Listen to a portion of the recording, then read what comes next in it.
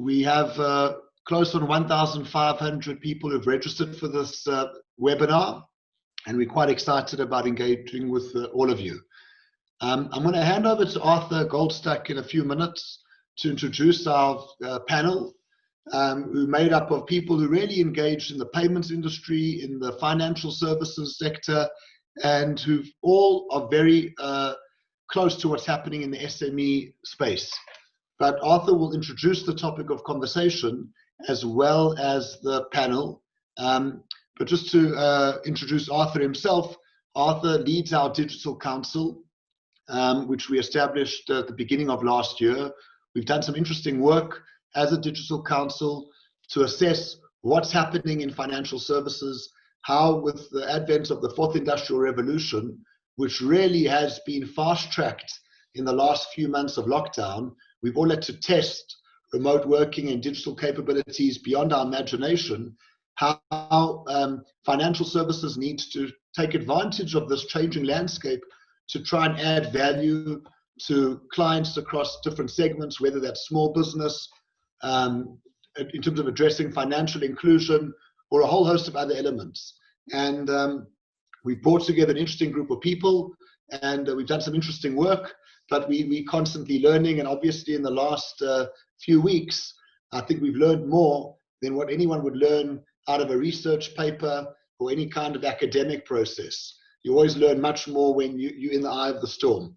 Just to mention that from a SASFIN perspective, we too have had a really interesting experience. Going into the lockdown, the day that the president announced that there would be a lockdown on the Monday, we already had about 50% of our people working from home.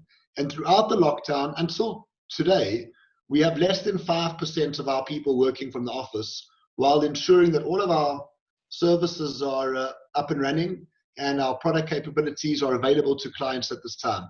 We've actually been onboarding more small business clients in the last few weeks than we had previously, which is quite an amazing learning. Had you asked me this a few months ago, told me that this would be the reality, I would never have believed it. But I think that we've done a lot of work on digital, and I think that there's a lot of people are much more open to change, especially when they have to change. People are scared of change, but when you're forced to change, people change quite quickly. And I think that we've seen that in terms of the utilizing a whole host of different technologies in the way people engage. Yesterday, I did have to go to the office. It was the first time I'd been to the office since we went into lockdown. The electricity went out, my backup power didn't kick in, so I needed to go into the office for a few hours.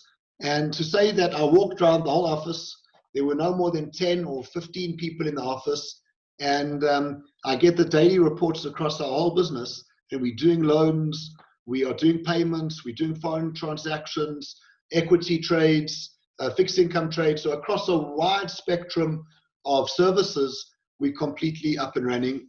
And I think that opens up a huge number of opportunities. One of the things which I learned from a few of our staff over the last few weeks is that if you are in the kind of middle income bracket or lower to middle income bracket, even working in financial services, the time and cost of travel, if you live in a rural area or one of the townships, which many of our staff and many people in the country do, the saving, both in terms of the time and cost, is huge. One of our ladies mentioned to me that she's saving at least 2 hours each way to work every day. That's 4 hours. And probably, I'm guessing, she's saving 10% of her net salary on travel costs. She had to take something like 5 different modes of public transport. So I think that this is a hugely interesting time, and there's so much change happening. And we are very excited about that change. I think it's going to bring lots of opportunities to many people, even though, it would be remiss not to mention that we're very sensitive to the fact that many people are going through very difficult times. We see it amongst our business clients, the enormous pressure that the lockdown has placed on many businesses and many industries. And then obviously the many, many people who've been impacted directly and indirectly by the illness, by Corona itself. And our thoughts and prayers go out to everyone who's been impacted. And that can't be, for 1 second, under-mentioned, because many people are going through a hugely challenging time at the moment. And therefore, just to say that we are doing what we can to try and support the vulnerable in the country. We've donated quite a lot of money to various causes, including R1 million to the Solidarity Fund. There are 9 million children in feeding schemes in the country who haven't been at school for the last couple of months, which means that there are now questions around malnutrition, etc. And I think that as a society, it's critical at this moment that we are looking after those inside our network. So the last thing I'd like to say is I'm going to hand over to Arthur to introduce the panel and to introduce the subject. Thank you for joining. Thank you, Michael. Welcome, everyone. This is the first webinar from the South Digital Council, which was set up to provide guidance on the future of fintech, payments, and related areas.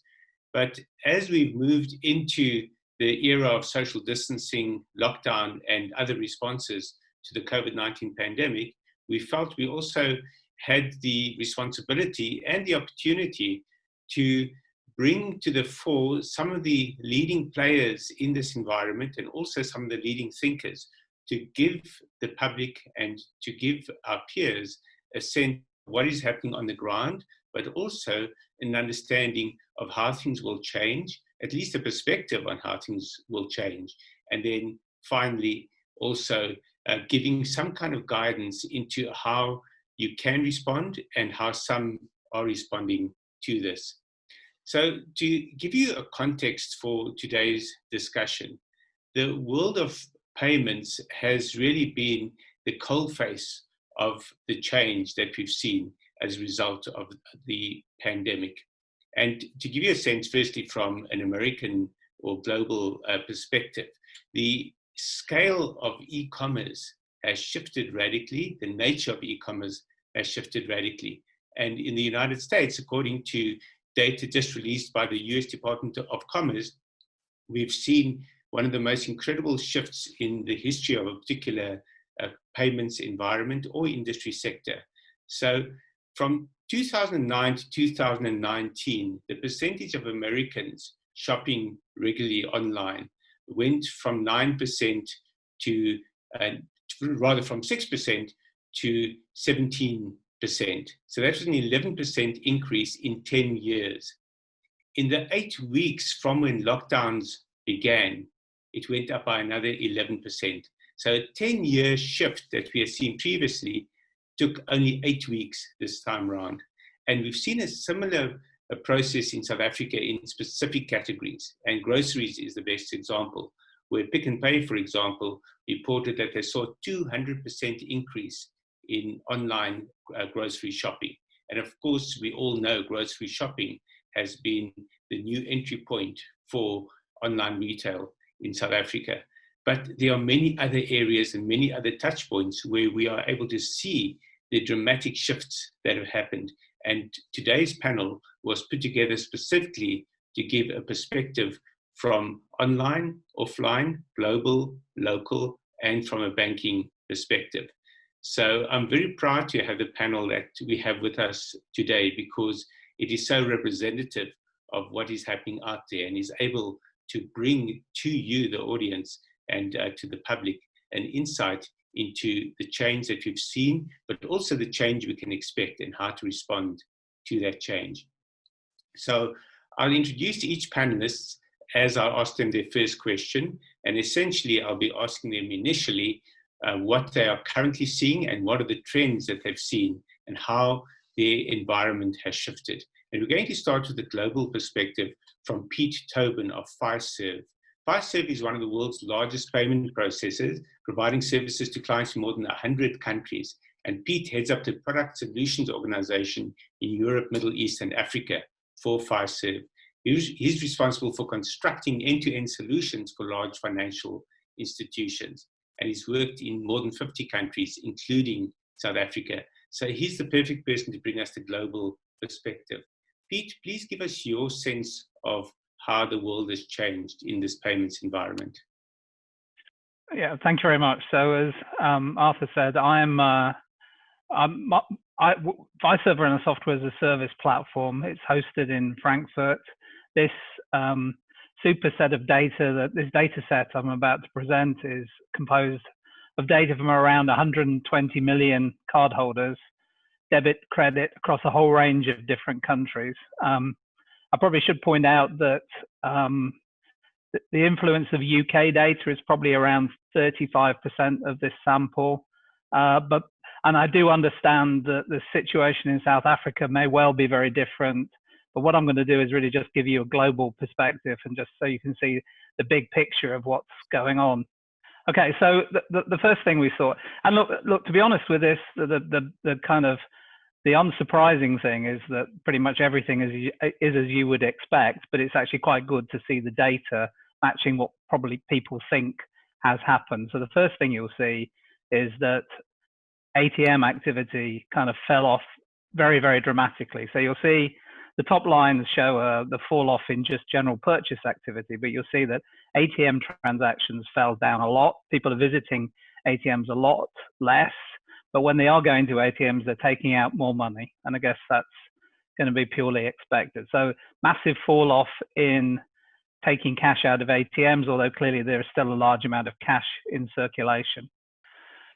Secondly, just in terms of overall card spend, you know, we're seeing, if you take what we've seen and then you extrapolate it across card spend throughout the whole of Europe, you'll see that the card spend is down by about 160 billion euros across the board.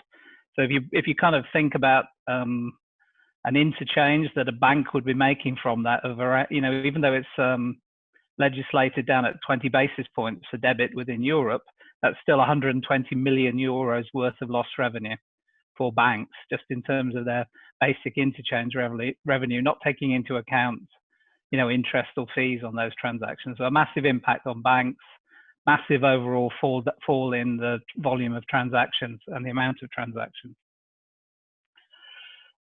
This graph is probably the most interesting, and it really just shows, you know, a pattern really starting off at the beginning of March, when measures start to be put in place, and how that kind of flows through to now in terms of what happened. And again, it's kind of what you would expect. So the first thing that happened is, as people started to get very worried, you'll see people going out and doing things. So the first thing you'll see is this dotted line shows that people rushed out and bought a lot of groceries. So everybody was stockpiling. So you'll see that the volume of groceries increased as people stockpiled. That fell off because, you know, they'd done their shopping. But now you'll see that the spend on groceries is about, you know, 20% higher than it was back at the beginning of March. The reason for that, obviously, is that people are not going out, they're not eating, they're not going to work, and so a lot of the spend is going on to groceries. You'll see that some big spikes. So there have been a lot of charity drives across Europe. This first spike was one in the Middle East, when people were doing a charity drive around Eid, and you'll see there was a massive increase in donations. We also had a number of other spikes in charitable donations. So charity goes up and down, but luckily the good news for charities is the numbers have not fallen off to the extent that other ones did. A number of things such as fuel, eating out, fell off quite dramatically, but you'll start to see some green shoots of recovery as they start to come back through, as people are starting to kind of embrace the new, you know, the new situation, are starting to use, you know, switching to using food delivery services and things. And so more and more you'll start to see some green shoots coming through. But unfortunately for the travel, you know, hotel, entertainment, recreation industry, it crashed and it stayed low, and it's completely flat. So again, I guess that's what one would have expected.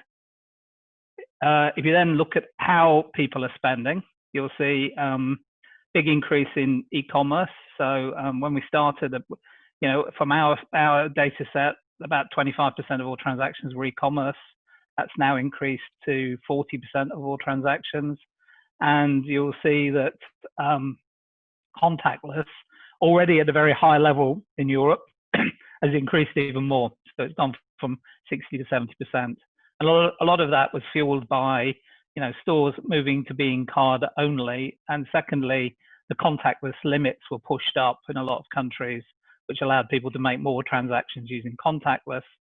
And obviously in countries where mobile payments, Apple Pay, Samsung Pay, Google Pay are very preeminent, there's no limit on the size of transaction you can make because the secure authentication takes place on the device and effectively it's treated as a card. So a lot of people are using their own mobile device so they don't have to get anywhere close to any of the POS terminals.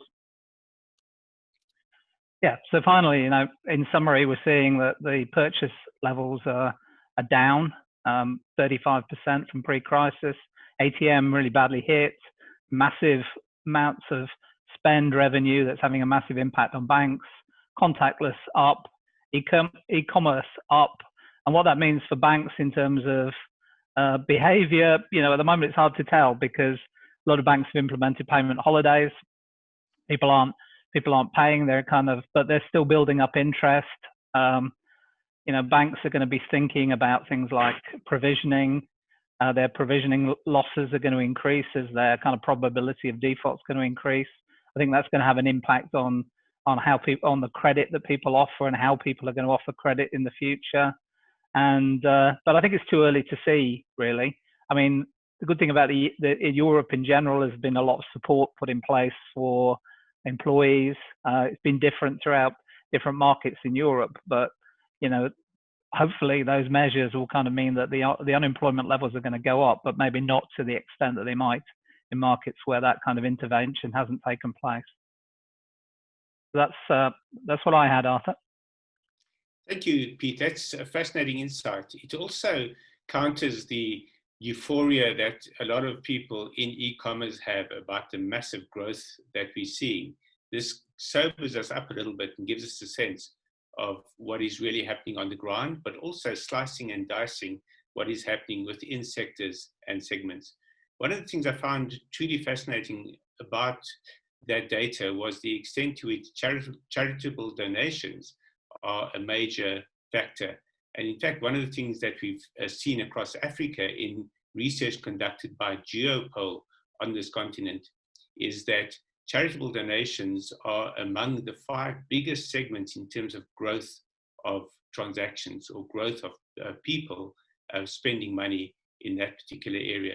So that's at least one positive out of the negative. Yeah, there was one other point I didn't make is that fraud as absolute percentage of transactions has stayed consistent, but the fraudsters are still just as busy as they were.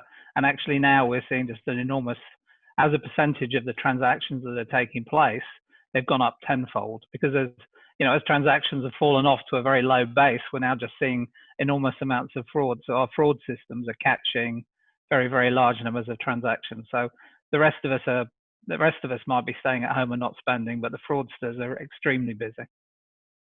And the fraudsters can operate from home as well. It's a great working from home job, yeah. Indeed.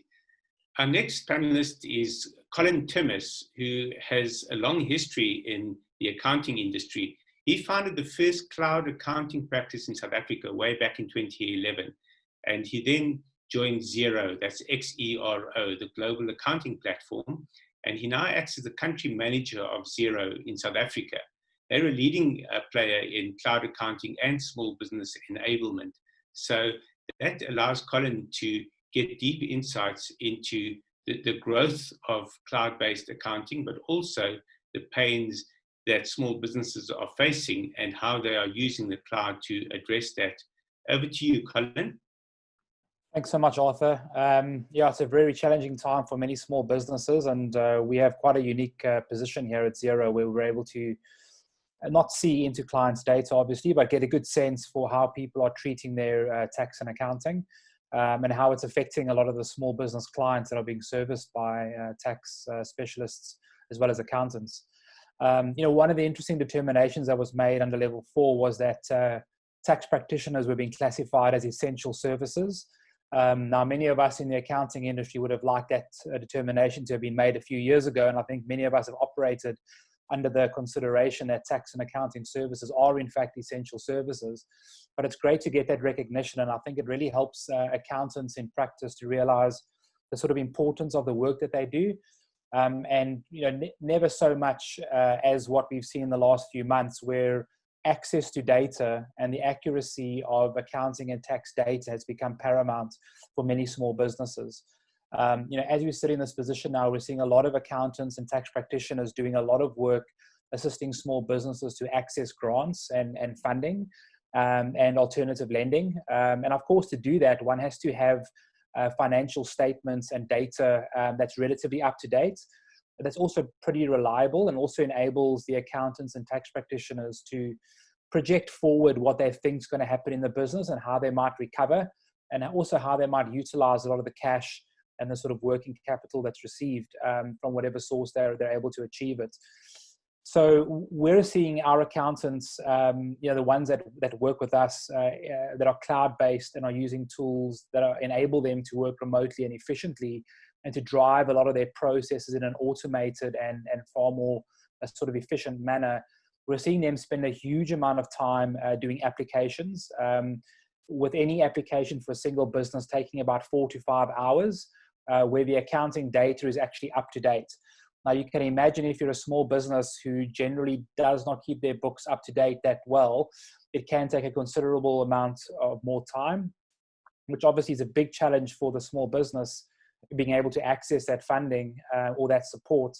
But it's also a big challenge for the accounting industry, as the guys are struggling to get access to data and process this information, to be able to give small businesses the opportunity to apply for all these pieces of grant and funding that are available. So the initial two comments that I would make would definitely be the highlight that's come from people reassessing the tax and accounting of their business. Traditionally, it's usually been a responsibility that's abdicated to a third party to handle as and when, and maybe the small business owner gets involved, to review things periodically. But there's definitely been a lot greater engagement that we've seen between small businesses and accountants, who are spending a lot more time together and collaborating in a more efficient manner to be able to collate all the data and ensure it's accurate, to ensure the best chance of success when people are applying for funding. On a personal level, I'm involved in 1 or 2 other small businesses, and our accountant was able to apply for some funding for us. And while there are varying reports on how successful some of the funding and grants have been, we were quite impressed to receive funding for staff within a few days of the actual application. So there are some really positive stories out there of how the accounting industry has worked with SMEs to facilitate that process. But of course, there are many, many, many instances as well where,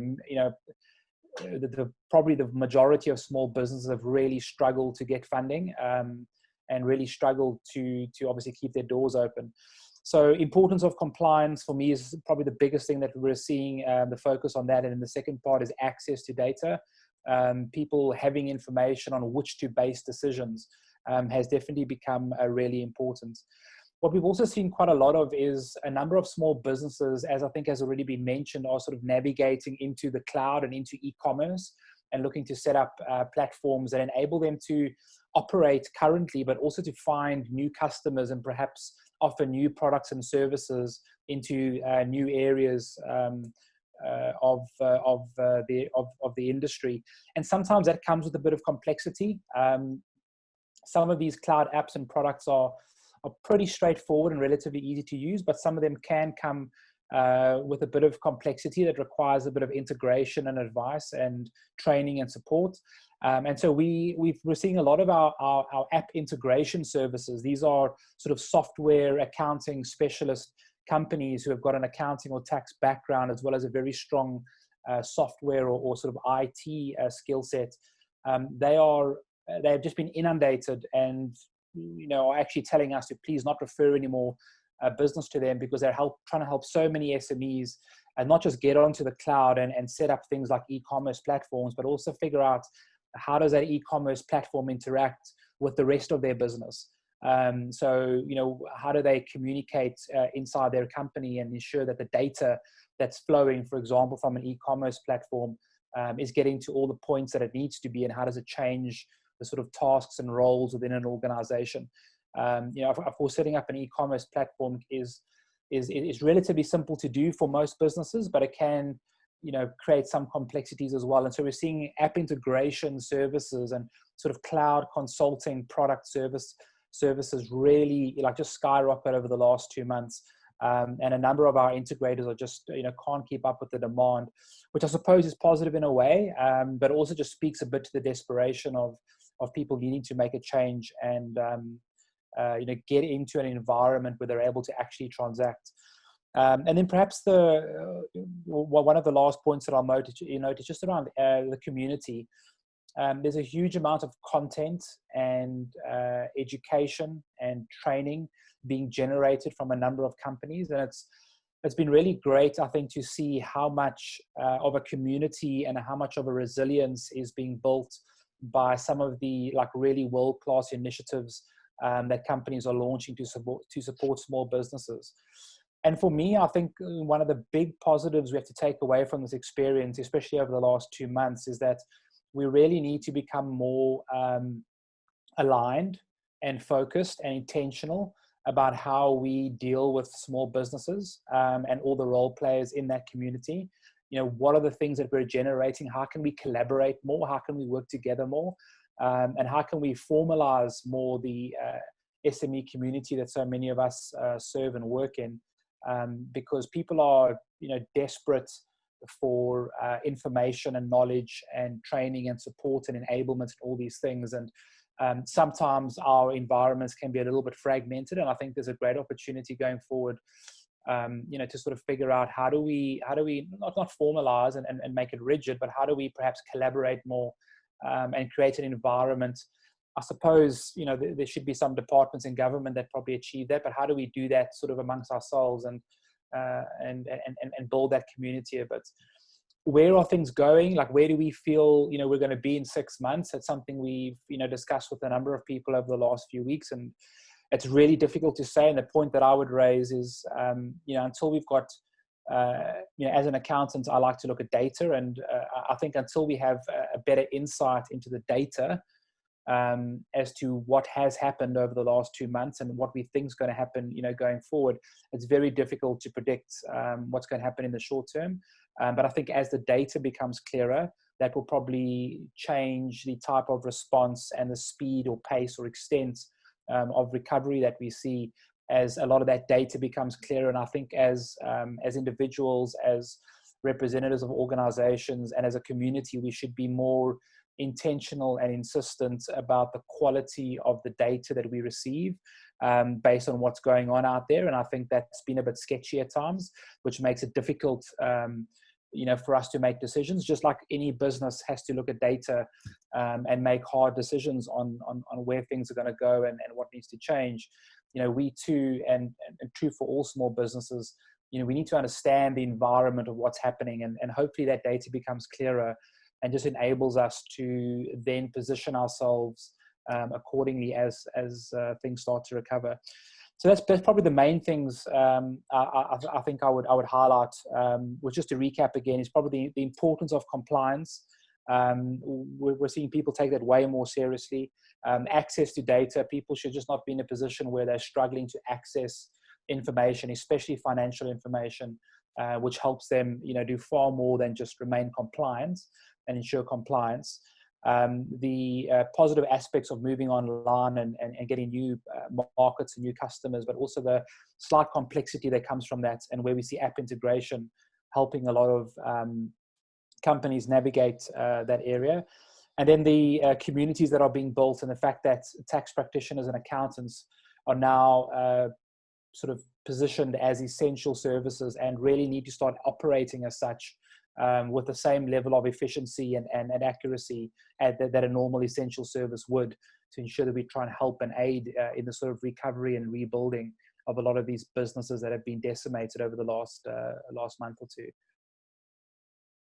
Thank you, Colin. That really does give us a deep insight into what's happening in the small business environment. And we now move from the SME in the cloud to the SME on the ground. And I'm delighted to introduce Katlego Mapai, the co-founder and CEO of Yoko. I first met Katlego in a coffee shop when they were about to go live. They were still piloting the system. Today, they have more than 80,000 small enterprises signed up to their financial platform, which is designed to help small businesses access electronic payments, as well as business tools for automation, and then working capital to grow, all in one package. And Katlego is going to share some of that data that Colin was talking about and give us a sense of the pain that is being experienced on the ground, but also the recovery that's happening. Over to you, Katlego.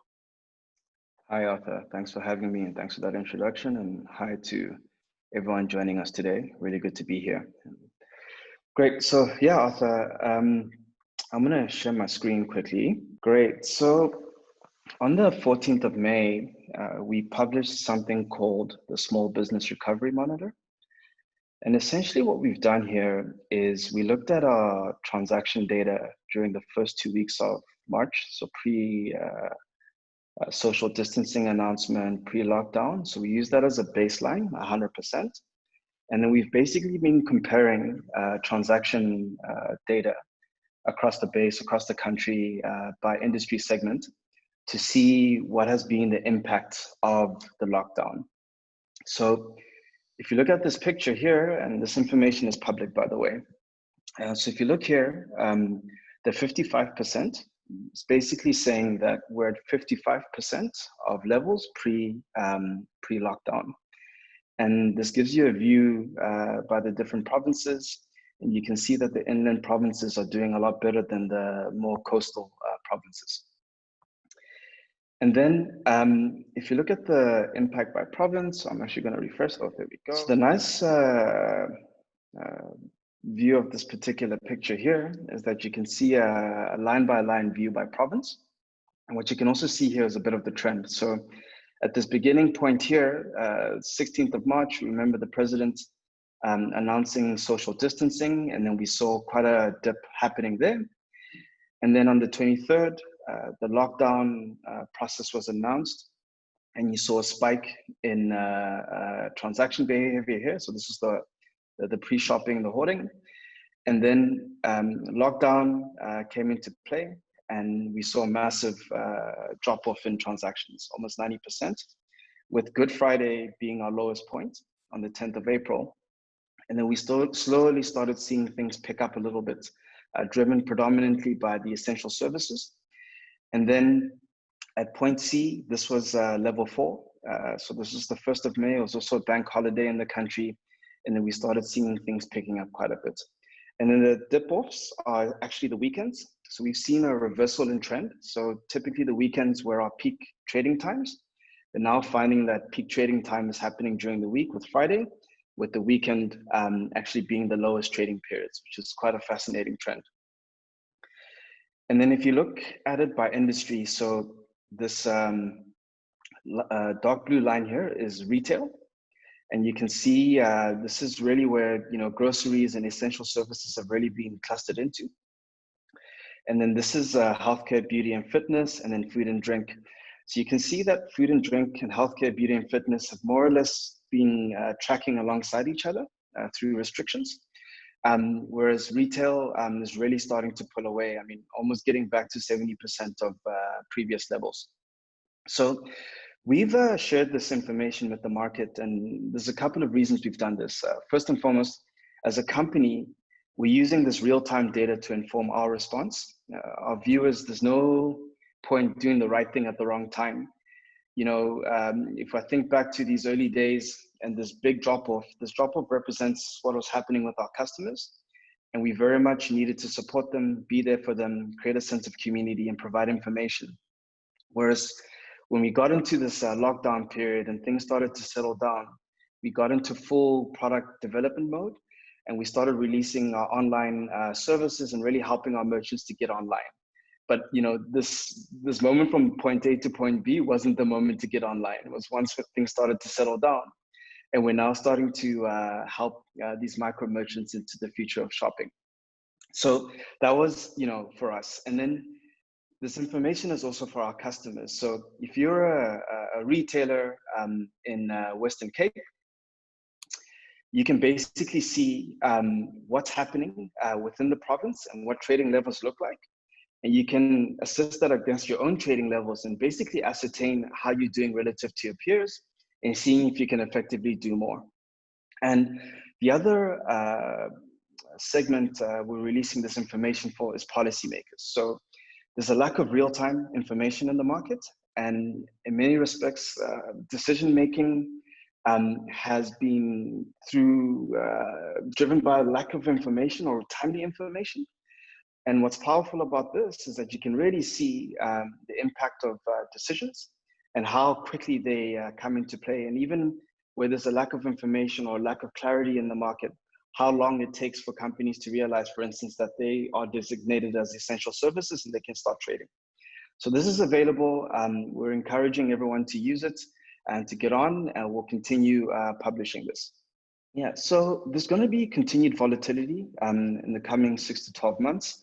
I still think the consumer impact of the crisis hasn't been felt yet, so we all need to brace ourselves for that and as much as possible plan for this reality. But all that being said, some of the key trends that we see, so we think local commerce is going to pick up, a lot more local activity, buying from people that you know, a lot more familiarity, and that's going to be great for small businesses. Payment electronification, cash to digital migration, this is going to accelerate. And then even within the digital space, the use of alternative payments, this is also going to accelerate too. We're also going to start seeing a lot more unified commerce driven by consumers. So how consumers want to pay will dictate the sense of commerce. And this is where, as a business, we see our job as really being a player that's helping to reduce complexity for these micro merchants. And then the final thing is what I'm calling informal commerce. So this idea, folks who've recently become unemployed but have skills, start engaging in some form of trade and commerce. And we think this is really going to accelerate, and you're going to see a lot more entrepreneurs coming into the fray, and they're going to need tools in order to participate in this new reality. Yeah, so those are the main trends we're seeing out there. Thanks so much, Katlego. Appreciate that. Really fascinating and deep insight. And we're going to give a similar insight from the next speaker, who will take us from the on-the-ground SMEs to those who are operating already in online environments. Rahul Jain is co-founder of Peach Payments. They provide online payment solutions to any business that sells a product or service via online channels. If you shop online in South Africa, chances are you've paid via Peach Payments for your purchases. So Rahul, can you give us an insight into the trends that are shaping online payments and what you expect to see as well? Thanks, Arthur. Yeah, so I think, from a Peach Payments perspective, obviously we're squarely seeing some of the uptake in terms of digital commerce, right? So how consumers, businesses, or individuals interact with each other through transactions in the digital domain. So what I'm going to do is I'm going to talk about it from two themes that I'm hearing, So one is around acceleration of digital commerce or online commerce. So what we've seen in the past 3 months is, two things. One, just before the lockdown also, we had already started seeing an uptick in online transactions. And, I think the whole impact of COVID-19 and social distancing measures was already starting to impact face-to-face commerce, right? So coming into the lockdown, what we saw, we were expecting a drop to a certain extent because a lot of our businesses or our merchants would not be able to trade because their products or services were not classified as essential goods. However, April, May, we continued to see growth in overall volumes for us. Obviously, I'm going to share some insights on key, particular sectors, but businesses like travel, January, February, that used to be the normal for us. As you can see in travel, in April, we went into negative territory because people started canceling bookings. People started requesting refunds. The other two key sectors which actually saw a huge spike in April, and the May data that we have is until the middle of May. So it's actually tracking to be higher than April again. Arthur, you mentioned online groceries. We are working with 3 of the 4 online grocery platforms in South Africa. So we can actually see a comprehensive view of how consumers are shifting towards, this new digital commerce wave.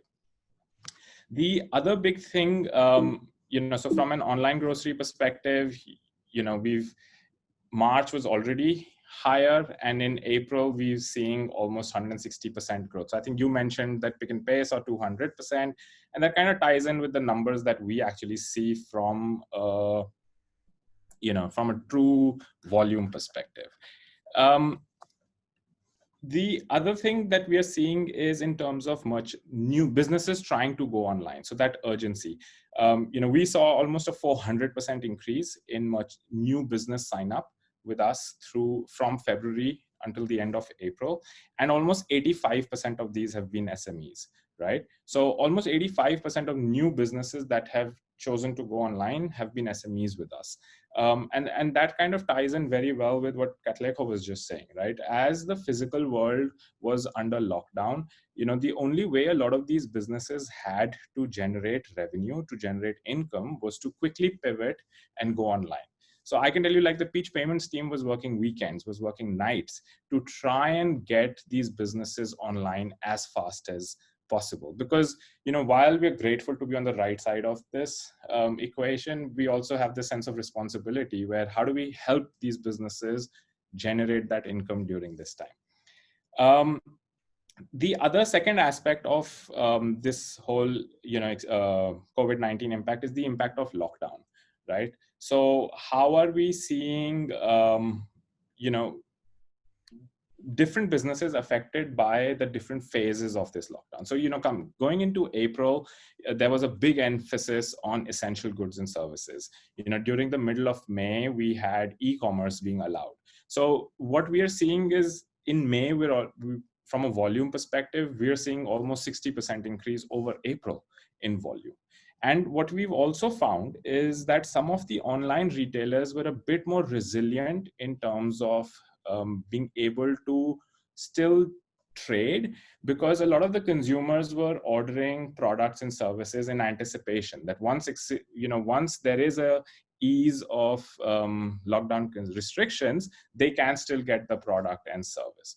So that's why I think, what we found is that online has also added to a certain amount of resilience for these businesses and helping smoothen out some of those ups and downs of trading volumes, right? Because there is that ability to stay open in the digital domain without being impacted by the lockdown to such a great extent.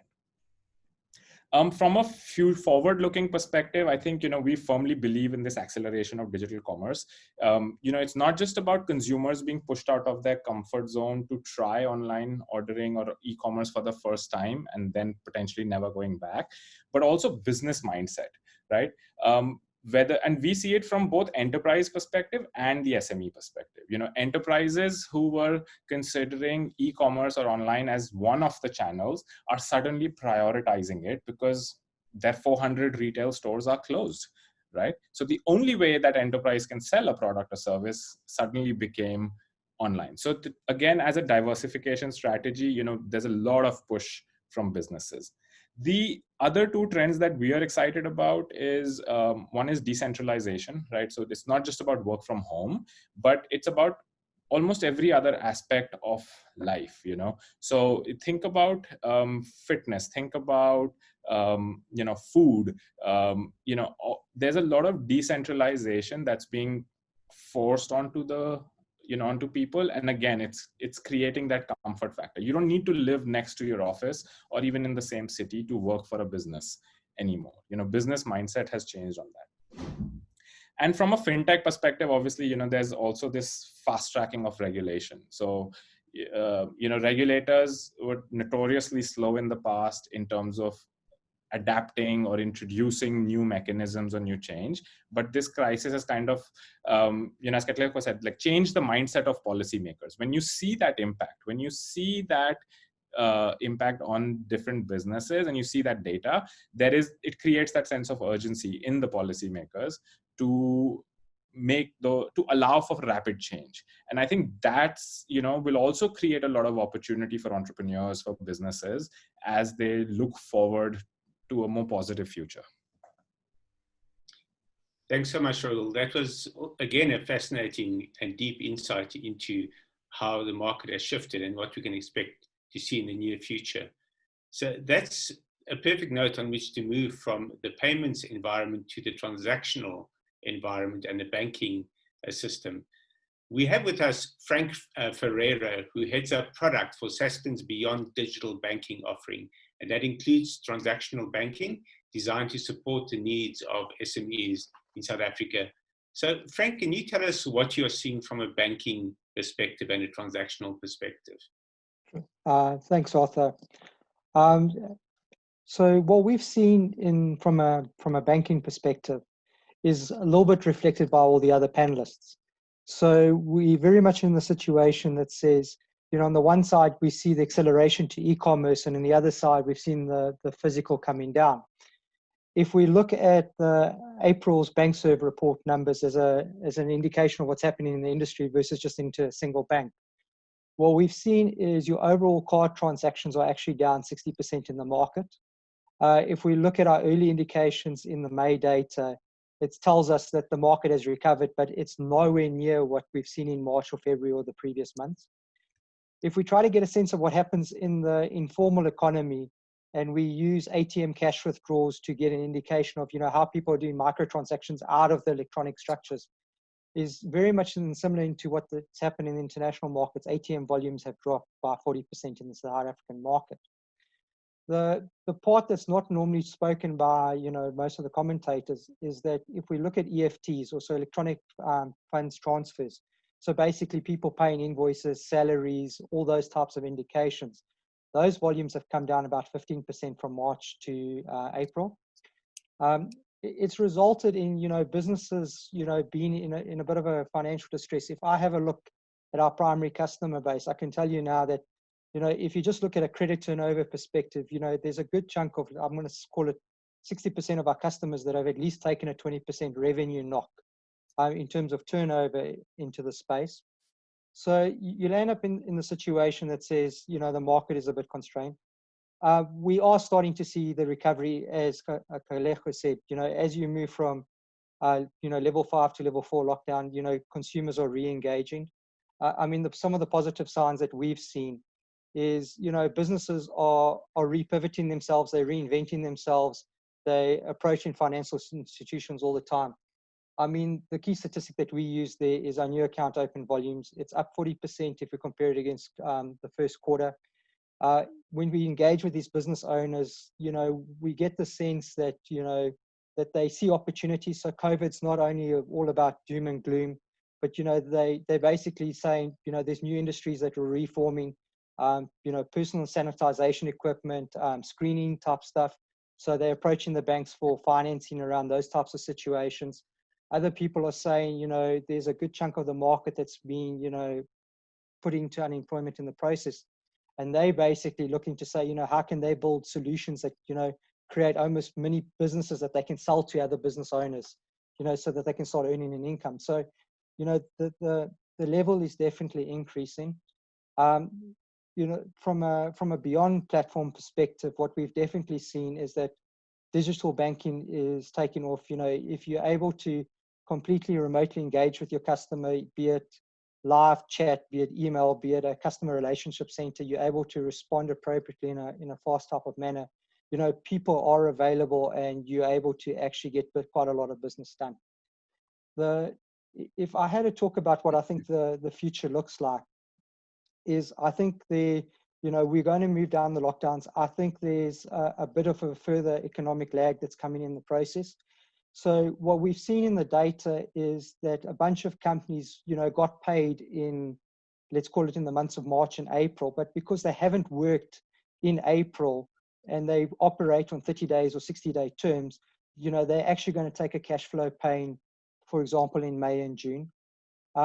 Overall, I think it's early days to call, what is the full impact on the economy. I think it's going to be a bit of a slow recovery.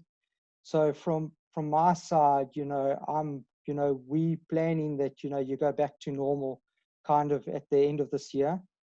The challenge that we've got is really, and this has been the internal Sasfin focus, is about how can we bring more services online for consumers into our banking platform so that you don't have to engage in the physical. I mean, right now we're basically integrating our Forex solutions into our digital banking so that, you know, the world of being able to do your trade finance, your international payments, receive money from overseas, you know, is a very small hassle. So, I mean, that's largely where we see things going, Arthur. Thanks so much, Frank. I appreciate that. Unfortunately, there won't be time for questions. We have 6 minutes to go for this session, but I want to just let you know that this is the first of a series of panel discussions, and we'll be building on the story, following the trends, and we will, in future sessions of this nature, be taking more of your questions. We've built some of your questions into the answers already given by the panelists, but we'll definitely be revisiting this theme regularly. Before we finish, I want to share with you a perspective on what we can expect in the future. And that is from scenario planning that's been conducted by Nielsen Company. They're a global media monitoring organization. And they've tried to show the primary trends that will emerge as, firstly, we go into what they call reboot, which is after 6 months or up to 6 months of restricted living. Restricted living not only being about lockdown, but also social distancing and companies being not able to operate at the level that they were in the past, and small businesses not being able to operate on the same level. And then the second scenario is after 6 months of restricted living, if it goes on beyond that. And that's assuming that we don't have a vaccine, that people have to continue with social distancing. So what's quite sobering about their picture is how our lifestyles are going to change. And in the top chart, you can see the orange little squares are showing the key trends that will change for most of us. For example, we'll become more reliant on essentials. We'll have a local reliance on local businesses like local grocery stores, plumbers, doctors, and the like.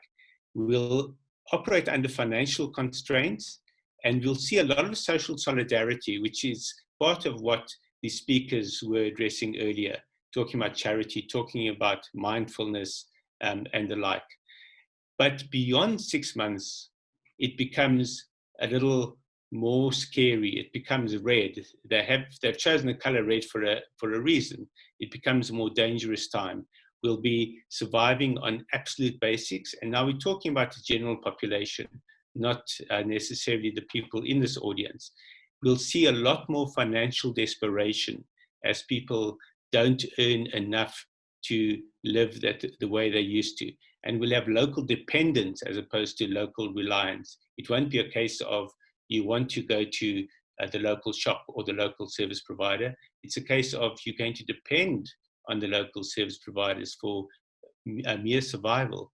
And the most sobering aspect of all of this is that they expect to see us moving from this sense of social solidarity to a social backlash. And we've already seen that in some parts of South Africa, where we've had protests about food not being provided, about essential services not being provided, and the like.